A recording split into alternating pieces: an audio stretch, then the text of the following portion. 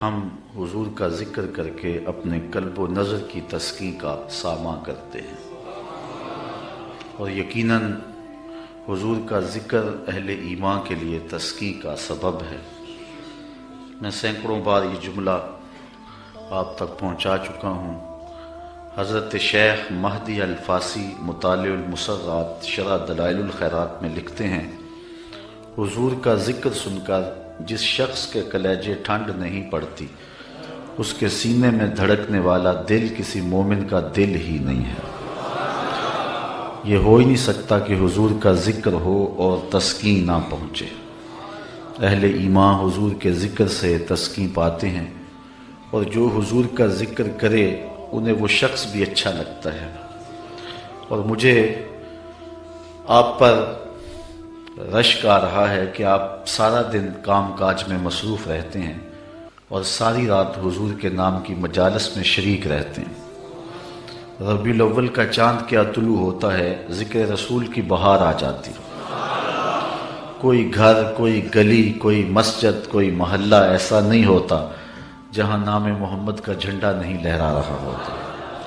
فرش پہ تازہ چھیڑ چھاڑ، عرش پہ طرفہ دھوم دھام، کان جدھر لگائیے تیری ہی داستان۔ ہر شے فنا پذیر ہے، اقدار عالیہ برباد ہو رہے، اخلاق حسنہ تباہ ہو رہے، بھائی بھائی کا گلا کاٹ رہا ہے، خون سفید ہو رہے، ہر شے نیچے جا رہی ہے، لیکن ذکر رسول اوپر جا رہا ہے۔ یہ میرے رب کا وعدہ ہے جس کی تکمیل ہو رہی ہے۔ میں نے ان کھلنڈرے نوجوانوں کو بھی دیکھا ہے کہ جو گھر کا کام بھی نہیں کرتے، لیکن میلاد کا موسم ہو ساری رات جھنڈیاں ٹانک رہے ہوتے ہیں۔ یہ اہتمام ہے، یہ اللہ تعالیٰ کے محبوب کی محبت اور حضور علیہ السلام کے پیار کا یہ عالم ہے۔ نخرے باز نوجوانوں کو گلیاں صاف کرتے میں نے دیکھا ہے کہ یہاں حضور کے میلاد کے جلوس نے گزرنا ہے۔ محبتوں کی یہ عظیم داستان اور پیار کا یہ خوبصورت انداز اہل ایمان کو نصیب ہوا ہے، اور وہ یقیناً حضور کے ذکر سے خوش ہوتے ہیں، بلکہ حضور کے ذکر سے تو میرا رب بھی خوش ہوتا ہے۔ حضرت امیر معاویہ رضی اللہ تعالی عنہ سے مروی ایک روایت ہے جس کو صحاح نے بیان کیا ہے کہ ایک دن آقا تشریف لائے اور صحابہ باہم بیٹھے ہوئے تھے، اور آقا کریم نے فرمایا ما اجلسکم، تمہیں یہاں آج کس شے نے بٹھایا ہوا ہے، کیوں بیٹھے ہوئے؟ آپ سے بھی تو کوئی پوچھ سکتا ہے نا کہ موسم میں آج تغیر بھی ہے اور بوندا باندی کے امکان بھی ہیں، سردی کی ایک تازہ لہر بھی آئی ہے، لیکن آپ سب کچھ چھوڑ چھاڑ کے یہاں کیوں آئے؟ تو آپ اس کو کوئی جواب تو دیں گے نا، یہی جواب دیں گے نا، خوشی ہے آمنہ کے لال کے تشریف لانے۔ تو صحابہ بیٹھے ہوئے تھے، آقا کریم نے فرمایا ما اجلسکم، یہاں آج تمہیں کس شے نے بٹھایا ہوا ہے؟ تو انہوں نے عرض کی جلسنا نذکر اللہ و نحمدہ علی ما ہدانا للاسلام و من علینا بک، آج ہم اس لیے بیٹھے ہیں کہ اللہ نے آپ کی صورت میں ہمارے اوپر جو احسان کیا ہے اور ہمیں اسلام کی ہدایت ملی ہے، اس پر ہم اللہ کی حمد بیان کرنے اور ذکر کرنے کے لیے بیٹھے ہیں۔ حضور نے فرمایا کہ صحابہ کیا تم اس بات پہ قسم اٹھا سکتے ہو کہ اسی لیے بیٹھے ہو؟ صحابہ نے کہا اللہ کی قسم ہم اس لیے بیٹھے ہوئے۔ فرمایا میں تم سے جو قسم لی ہے کسی تہمت کی وجہ سے نہیں لی، تمہارے قول کی صداقت پر مجھے کوئی شک نہیں تھا کہ اس کو دور کرنے کے لیے میں نے قسم لی ہو، بلکہ ماجرا کچھ اور تھا۔ میرے پاس ابھی جبریل آئے اور انہوں نے آ کر کہا کہ محبوب آپ کے جو غلام کام کر رہے ہیں اس پر اللہ فرشتوں میں فخر فرما رہا ہے، اس کام پر اللہ فرشتوں میں فخر فرما رہا ہے کہ دیکھو میرے محبوب کے غلام کیا کر رہے ہیں۔ تو حضور اللہ کی تخلیق کے شاہکار ہیں، اور اس پر جب کوئی شکریہ ادا کرے گا تو اللہ راضی ہوگا، اللہ خوش ہوگا۔ تو آج میں آپ کے سامنے حضور علیہ السلام کے کچھ معجزات بیان کرنے کا ذہن لے کر کے آیا ہوں کہ آؤ آج اس کا ذکر کریں، جس کے ذکر پہ ذکر ختم ہو جاتا ہے، جس کا نام اتنا اونچا ہے، جس کا ذکر اتنا اونچا ہے کہ اونچائیاں پستی میں ڈھلنے لگ جاتی ہیں جب میرے محمد کا نام آتا ہے۔ اللہ اکبر۔ اللہ نے اپنے محبوب کو سر سے لے کر پاؤں تک سراپا معجزہ بنایا ہے، اور حضور علیہ السلام کے ہاتھوں سے، حضور علیہ السلام کی زبان سے حضور علیہ الصلوۃ والسلام کے اشاروں سے کئی معجزات ظہور پذیر ہوئے ہیں۔ علماء نے لکھا ہے کہ ان کی تعداد 1200 تک ہے، اس سے زائد کی تعداد بھی علماء نے لکھی ہے، 1000 کی تعداد بھی لکھی ہے۔ بہرحال حضور علیہ السلام کو اللہ تعالیٰ نے سراپا معجزہ بنایا، جدھر انگلی اٹھتی کائنات اسی طرف ہوتی، قطرے کو سمندر ذرے کو ستارہ کرتے ہیں، کونین کو خم آ جاتا ہے جب زلف سمارا کرتے ہیں۔ میرے آقا کریم علیہ السلام کے اشاروں پہ پوری کائنات ہے۔ اللہ اکبر، ذرے اس خاک کے تابندہ ستارے ہوں گے جس جگہ آپ نے نالین اتارے ہوں گے۔ ہم تو اس نبی کے چاہنے، اس نبی کے ماننے والے ہیں۔ حضور کا ذکر سن کے اہل ایمان خوش بھی ہوتے ہیں اور ان کے ایمان میں اضافہ بھی ہوتا ہے، اور ان کو ٹھنڈ بھی پڑتی ہے اور ان کی روح بھی رقص کرتی ہے۔ تو آؤ حضور علیہ السلام کے کچھ معجزات آپ تک پہنچاؤں۔ حضرت انس رضی اللہ تعالی عنہ روایت کرتے ہیں، امام بخاری نے اور امام مسلم نے اس حدیث کو اپنی اپنی اسناد کے ساتھ بیان کیا ہے۔ حضرت انس حضور کے خادم خاص ہیں، ویسے سارے صحابہ حضور کے خادم تھے، میں بھی حضور کا نوکر ہوں، آپ بھی حضور کے نوکر ہیں، تو لیکن جب کہا جائے کہ حضور کے خادم کا نام کیا ہے تو نام حضرت انس کا آتا ہے۔ ان کے والد تھے حضرت ابو طلحہ اور والدہ تھی ام سلیم، اور یہ ایسے خوش نصیب لوگ ہیں کہ ان کے بارے میں فرمایا گیا کہ ام سلیم جیسی بیوی کوئی نہیں اور ابو طلحہ جیسا شوہر کوئی نہیں۔ حضور جب ہجرت فرما کے مدینہ تشریف لائے نا تو حضرت انس اس وقت چھوٹی عمر میں تھے، تو حضرت ام سلیم ان کو لے کر کے حضور کی خدمت میں چلی گئیں اور عرض کی حضور یہ گھر کے کام کاج کیا کرے، کوئی گھر کا سودا سلف لانا ہو تو یہ آپ کی نوکری کیا کرے۔ پھر حضور حضرت انس سے بے پناہ محبت کیا کرتے، کبھی انس کہتے، کبھی انیس کہتے، کبھی یا ذل اوزنین، او دو کانوں والے، کبھی یوں پیار کرتے۔ کہتے ہیں ایک بوٹی تھی نمکین، میں پہاڑوں سے کاٹ کے لاتا تھا اور اپنے ہم عمر بچوں کو دیتا، اس بوٹی کا نام حمزہ تھا۔ حضور نے مجھے ایک دن دیکھا اور فرمایا یا ابا حمزہ، او ابو حمزہ۔ حضور مجھے ابو حمزہ کہہ کے بھی پکارتے، انیس بھی کہتے، انس بھی کہتے، اور مجھے یا ذل اوزنین، او دو کانوں والے، یہ کہہ کے بھی پکارتے تھے۔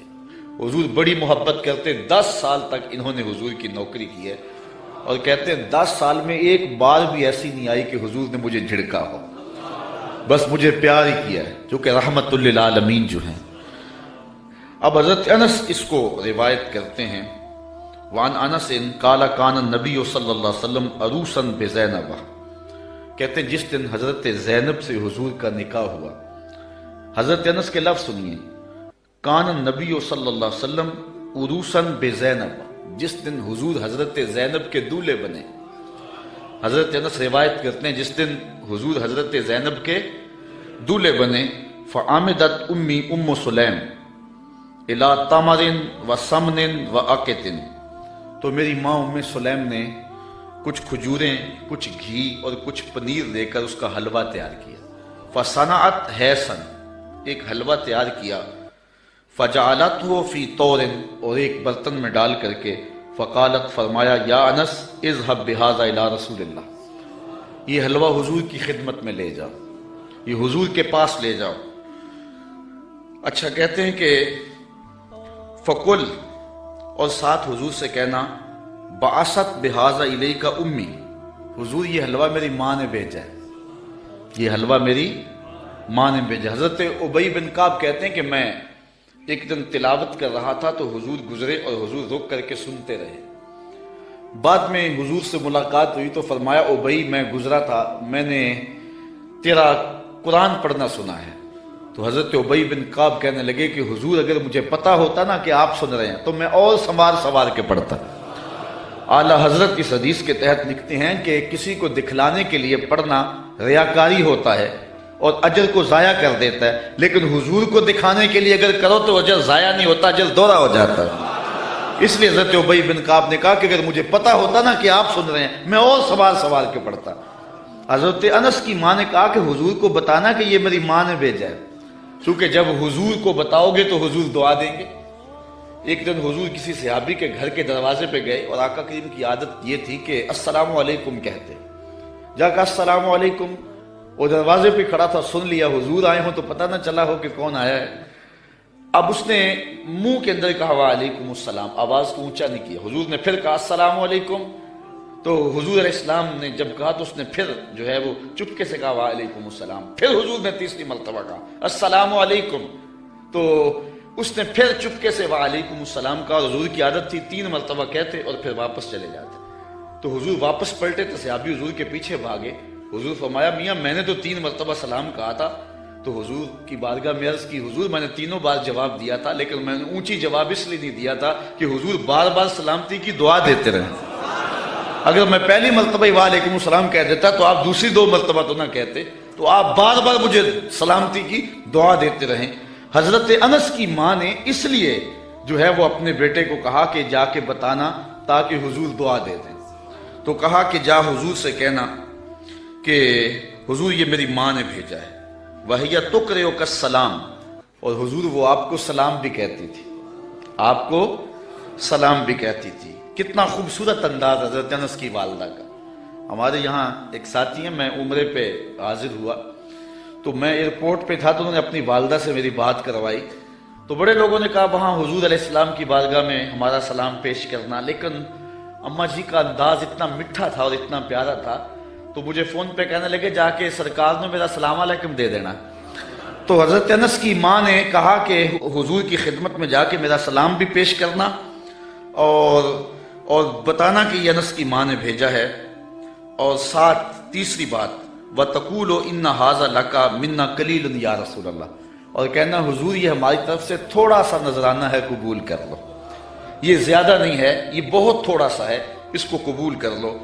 کہتے ہیں میں حضور کی خدمت میں حاضر ہوا، فَذَهَبْتُ فَقُلْتُ، میں حاضر ہوا، جو ماں نے کہا تھا وہ میں نے کہہ دیا۔ 3 باتیں ماں نے کہی تھی، ایک کہنا کہ حضور میری امی نے بھیجا ہے، دوسرا کہ حضور آپ کو سلام بھی کہتی تھی، اور تیسرا کہ کہتی تھی کہ حضور یہ ہماری جانب سے تھوڑا سا ہے۔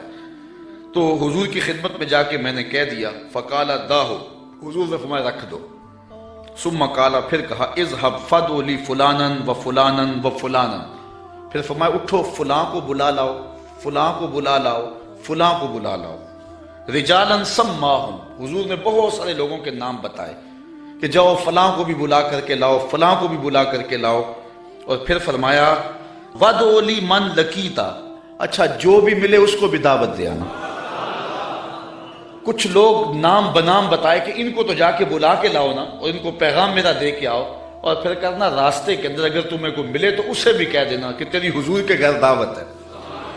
اچھا حضرت انس رضی اللہ تعالیٰ عنہ فرماتے ہیں کہ میں چلا، فدعوت من سما ومن لقیت، جو حضور نے نام بتائے تھے میں نے جا کے ان کو بھی کہا، اور جو راستے میں ملا میں نے اسے بھی کہا، اور میاں تجھے حضور بلا رہے ہیں، حضور کے گھر میں تیری دعوت ہے۔ فرجعت فائز البیت غاص باہلہ، کہتے جب میں واپس پلٹا نا تو حضور کا ویڑا لوگوں کے ہجوم سے بھرا ہوا تھا۔ یار کوئی منسٹر دعوت دے کہ بیٹے کی شادی ہے آنا تو لوگ پھولے نہیں سماتے، بتاتے پھرتے آج میں بڑا مصروف ہوں، میاں آج کیا ہے جی؟ آج میں نے شادی پہ جانا ہے۔ یار جس کو منسٹر بلائے، جس کو ایم پی اور ایم این اے بلائے، وہ تو خوشی سے پھولا نہ سمائے کہ آج فلاں گھر میری دعوت ہے، پھر ان کی خوشی کا عالم کیا ہوگا جن کی دعوت محمد عربی کے گھر میں تھی۔ تو کہتے جب واپس پلٹا تو گھر بھرا ہوا تھا لوگوں سے۔ اچھا تابی نے، جس نے حضرت انس سے روایت سنی، اس نے کہا فَقُلْتُ لِأَنَس، میں نے انس سے کہا، قیل لِأَنس، حضرت انس سے کہا گیا عددکم کم کان، کہ لوگ تھے کتنے؟ جن لوگوں سے گھر بھرا ہوا تھا ان کی تعداد کوئی اندازہ ہے؟ حضرت انس کہنے لگے 300 کے قریب ہوں گے لوگ۔ میں ایسے گیا اور ایسے پلٹ کے آ گیا، اور جب واپس آیا تو 300 لوگوں سے حضور کا گھر بھرا ہوا تھا۔